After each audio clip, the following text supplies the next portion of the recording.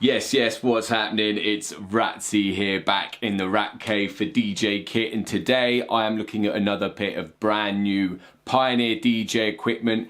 It is, of course, the Pioneer DJ DDJ-REV1. Now, hopefully you've already seen my DDJ-REV7 review video. If you haven't, I have put the link in the description of this video here.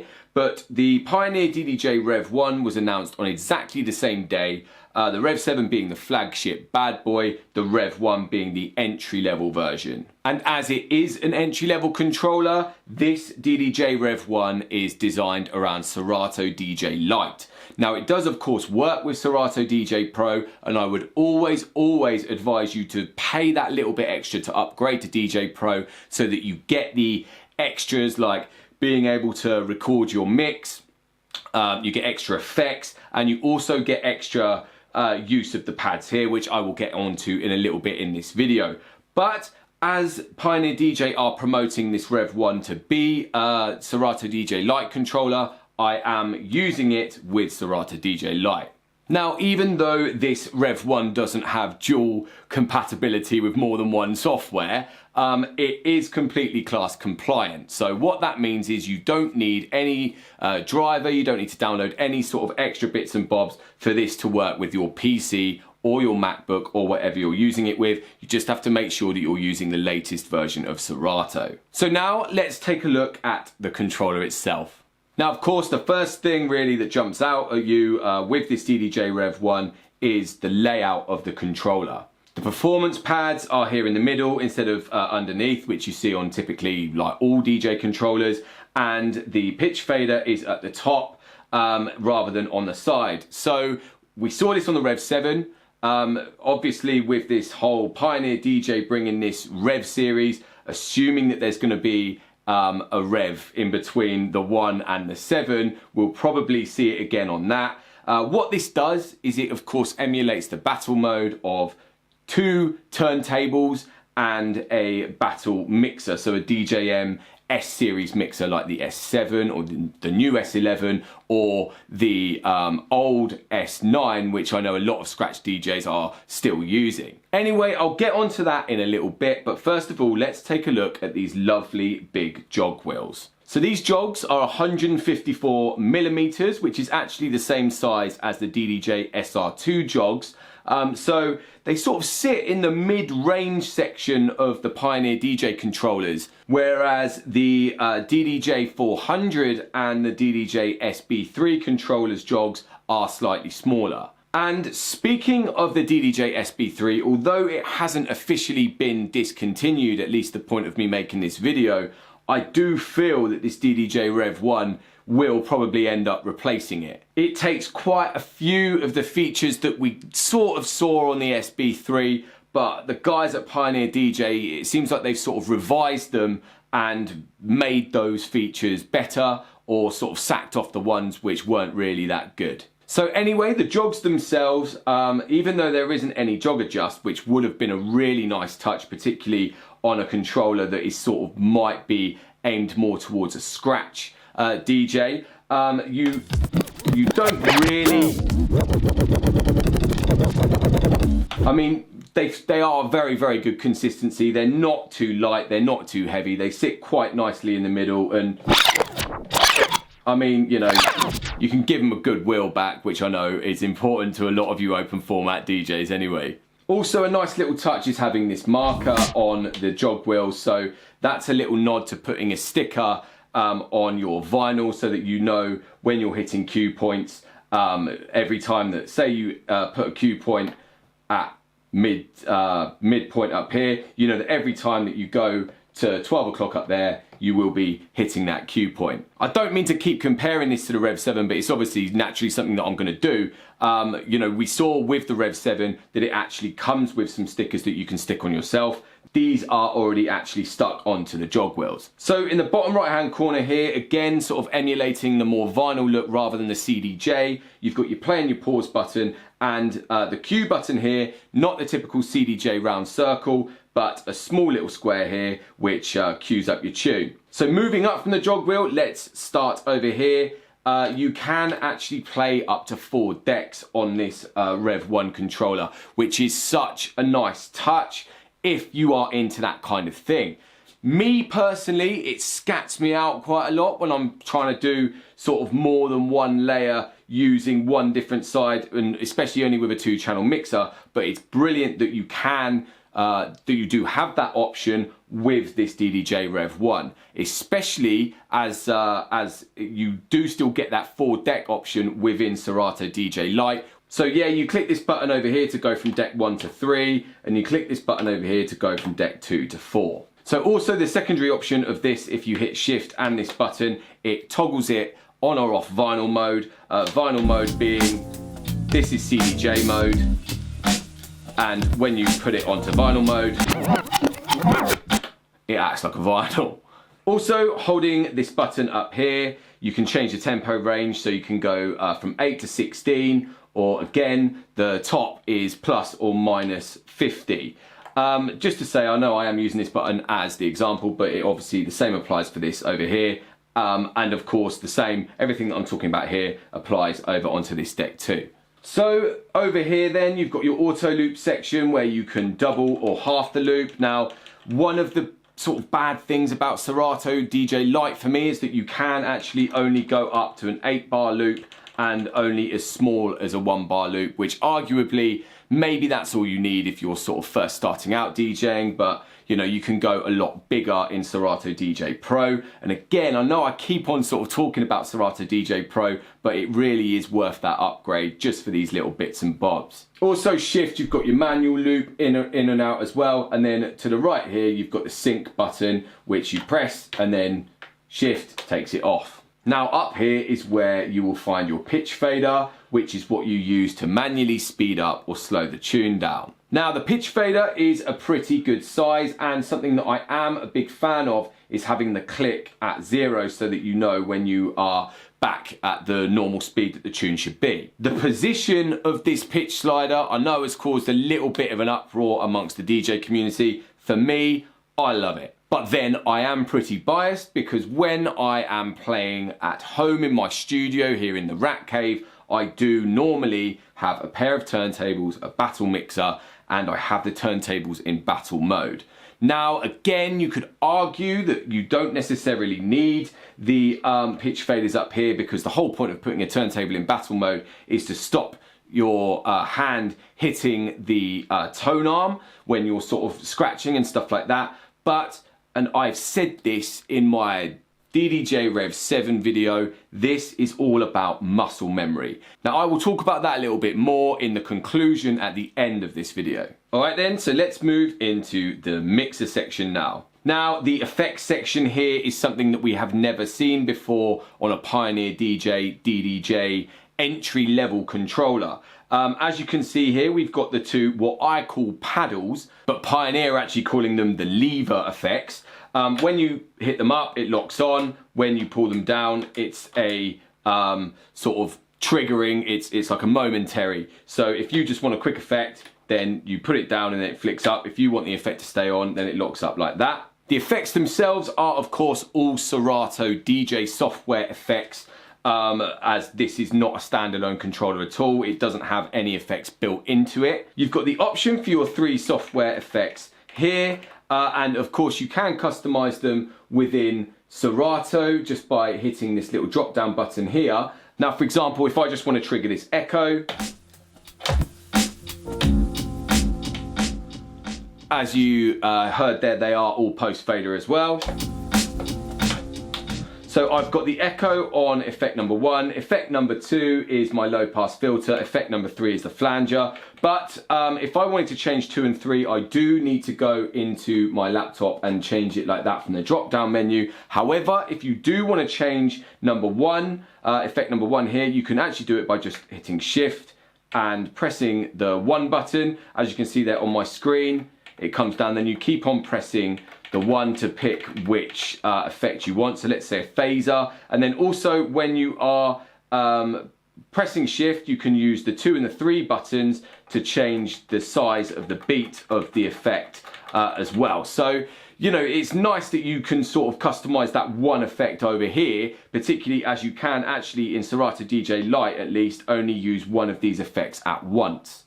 So yeah, you can change the size of the beat of the effect using the shift and pressing these buttons here, but also the level, or like how much of the effect is in the mix. The knob is found in the middle here. I like to keep that on sort of midway like that. Then while we're over here then, this is the scrolling button where you can go for your library. Then you've got the load button on each side. And actually, even though it doesn't say it on this controller, if you double tap the load button, that enables instant doubles. And what instant doubles is basically, if you've got one tune on this side, you double tap that, it will load that same tune over to this side, playing it exactly the same point in the tune, so you can sort of switch in between, or you know, do a bit of beat juggling or whatever you want to do. Finally, around the top of the mixer here, this is where you find your 3-band EQ, which is actually total kill. So take the low out, take the mid out, take the high out, that completely cuts out the tune. That's called a full kill EQ. And then over here you've got the trim, which is a bit like the gain, or like, I don't really like to call it the volume, but that is kind of what it is. And then under here you've got the filter, which is high pass or low pass, and unfortunately there is actually no way to change that filter effect to something else within Serato. At least not at the moment anyway. Hopefully that is something which will be put into one of the new Serato updates, as I feel that that is actually something that's missing from the software, because you can do it in Rekordbox. Anyway, again, the placement of this EQ, sort of, rather than it all being in a row and then with the trim and the filter underneath, which is what we see on like the DDJ-400 and like the other sort of DDJ controllers, which emulates the club sort of DJM-900 club standard. I hate that phrase, but you know, that is where you see it all. This kind of layout is seen on the battle mixers such as the S9 and the S7. The DJM S11 of course has got it all in a row, but it's got a whopper screen in the middle, so there's a lot more room to play with. So again, a big battle mode feature, as we saw on the REV7, is the placement of the performance pads in the middle of the mixing section here, rather than underneath the jog wheel. This is something that you see on pretty much all the battle mixers on the market. All right then, let's take a look at these performance pads. So they are made out of rubber. You know, they're not like a plastic button like the play and pause button, so they feel great on your fingers. You know, you've got a fair bit of movement in there. They're not just sort of made out of plastic. Correct me if I'm wrong, but I think that these are the same performance pads as seen on the DDJ-400 in terms of like size and how they're spread out and everything. Now, it is worth saying at this point that, again, one of the limitations of using Serato DJ Lite is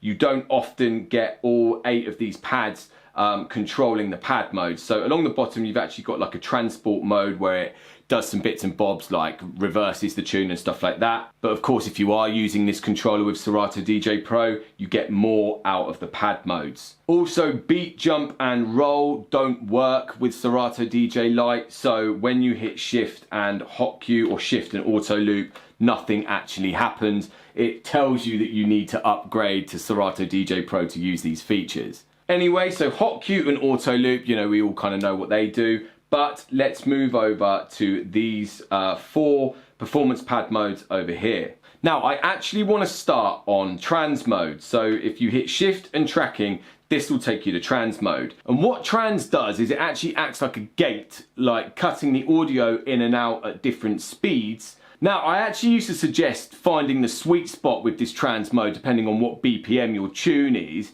and using it with a scratch sample as it emulates the crossfader. So if I just do it over here,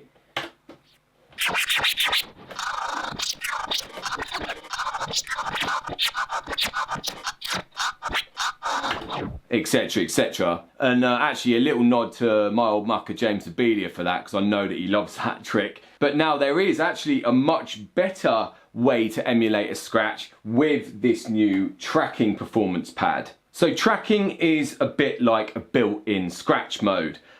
We've seen this before on a few other controllers. This isn't like a new concept or anything. And in fact, we actually saw this on the DDJ SB3, which, as I mentioned before, this Rev1 I do believe will take that SB3's place in the market. But on the SB3, it was actually called pad scratch, where if you press the button, it would do the scratch for you, whereas tracking is slightly different. So what tracking actually does is it jumps the tune back to whichever hot cue you've got enabled without you actually having to pull it back. So it basically sounds like you are pulling the tune back and doing the crossfader. It's basically, it copies a scratch sound, but it's not as simple as just pressing the button and having the software make a scratch sound. You physically have to do the scratch yourself on the jog wheel. So let's have a little listen to what that sounds like. This is number 1 here. As you can see, it's not, it's cutting out the bit where I'm reversing it. So that's, now it's number 2, 3,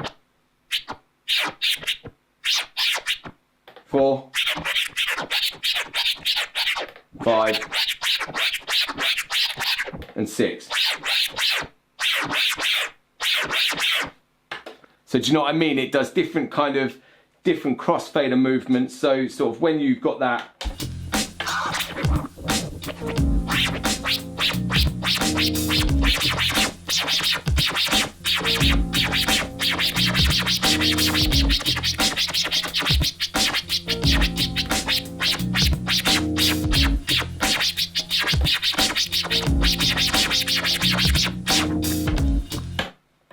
there you have it. There's all 6 of those tracking pad modes there. I don't know why there's 6 and not 8, because how annoying that these 2 are blank. You know, that's just something which has baffled me, to be fair. But a lot of fun, that tracking mode. Now, I've actually said this in the past about that pad scratch mode on the SB3, but this tracking mode shouldn't necessarily be seen as like cheating on how to scratch. It's a great tool to learn how to scratch, especially on an entry-level controller like this. Let's face it, with the battle position of this controller, this is going to be aimed at someone that wants to probably learn how to scratch.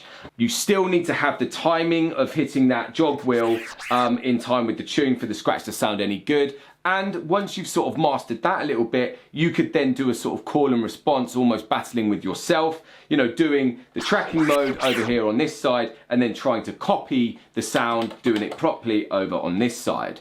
I actually got my boy Jimmy Needles to recreate all of the pad scratch modes on the SB3, so I'll drop that video in the description of this one as well. Anyway, so that's the tracking and trans pad mode. So now let's move over. Now we all know what the sampler sounds like.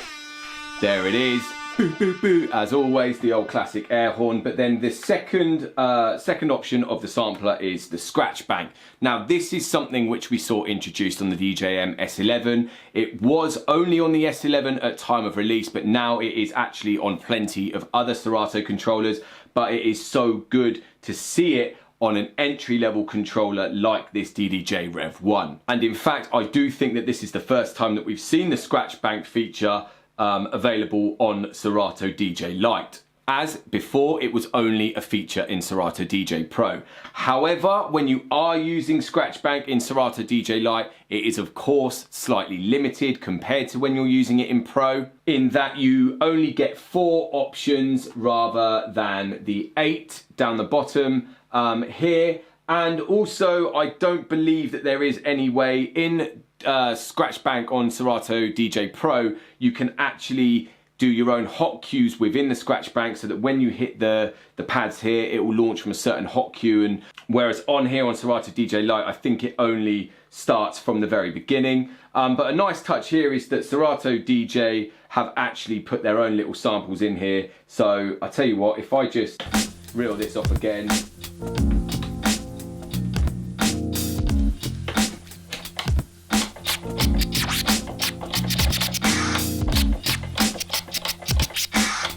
That's the first one. Hey, hey, hey, hey, hey, hey. Second. Third.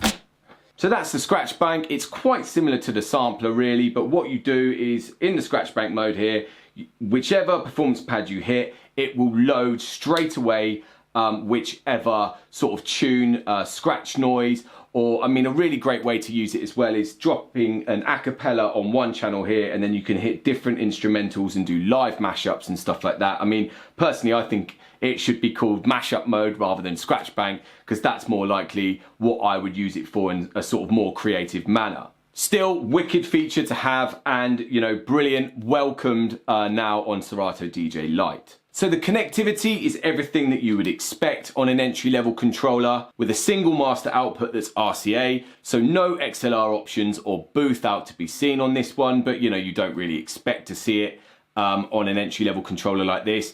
There's no power cable on the back, as the controller is completely USB powered from your laptop, and there is only one USB input as opposed to two that we see on higher end controllers and mixers these days, particularly battle mixers. You know, it's great for sort of back-to-backs and swap-overs and stuff like that. One of the great things about this DDJ-REV1 though is the microphone input. Now the mic is on the back here. It's a 1/4 inch jack input on the back with a simple bit of volume control next to the input. But what is great about this though is that the mic is actually routed through the software, and that sounds like, you know, it's no big deal, but we actually don't see this as much as we should do, particularly with entry-level controllers. So what this means is that you can use this controller to stream directly from Serato with your microphone. You know, streaming very popular these days since the lockdowns and stuff.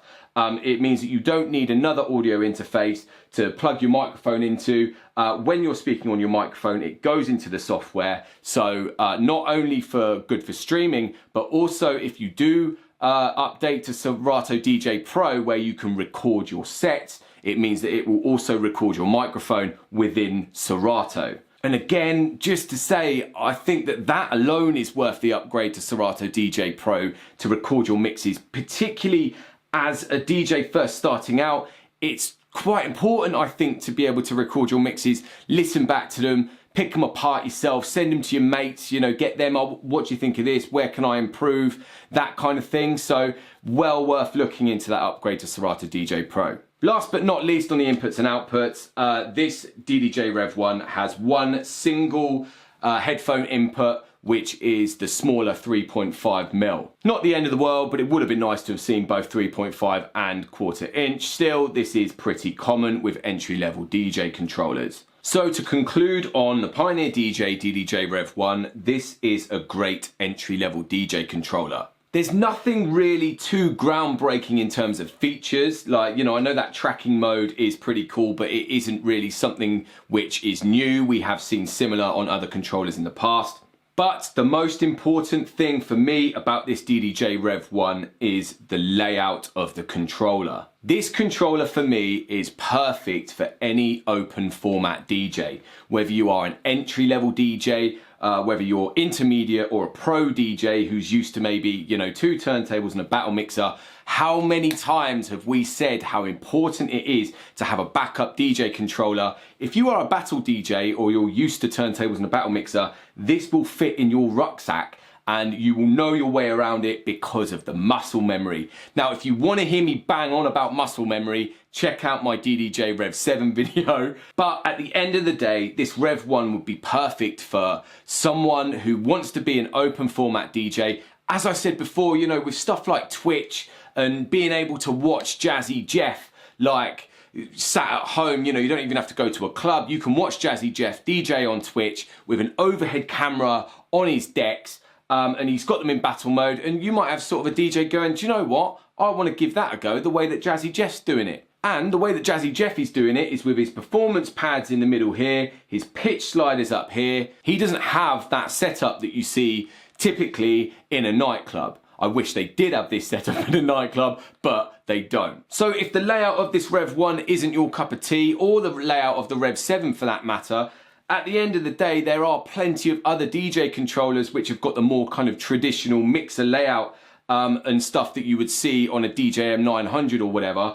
but it's just great to have the option for both. So, you know, if you do want to go down the sort of club route, then take a look at the DDJ-400. But if you want to maybe start on down that scratch route or be more sort of open format and stuff with the battle layout, the DDJ-REV1 is there for you as well. So I mentioned before, obviously this whole Rev series is a new series with Pioneer DJ. We've got the Rev1 here, we've got the Rev7. We're all expecting something which would sit in the middle, you know, I mean, maybe a Rev5 or a Rev4, or imagine, you know, Rev7 with the 7-inch platters. Imagine if Pioneer DJ brought out a Rev12 with a full-sized vinyl platter. But what I would expect, the controller in between this Rev1 and the Rev7 would probably be around the DDJ SR2 model and probably take that controller's place in the market. However, I know that I touched on this at the start and I sort of had a bit of a rant about this on my Rev7 video as well, but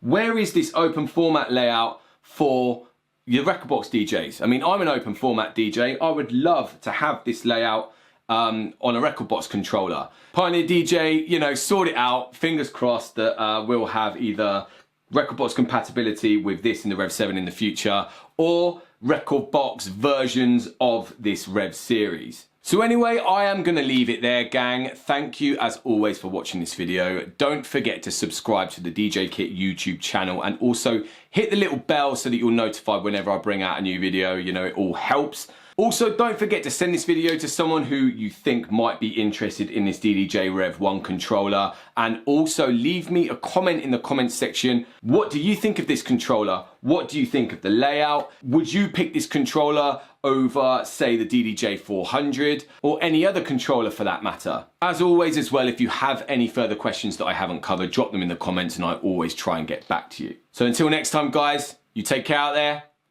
Peace.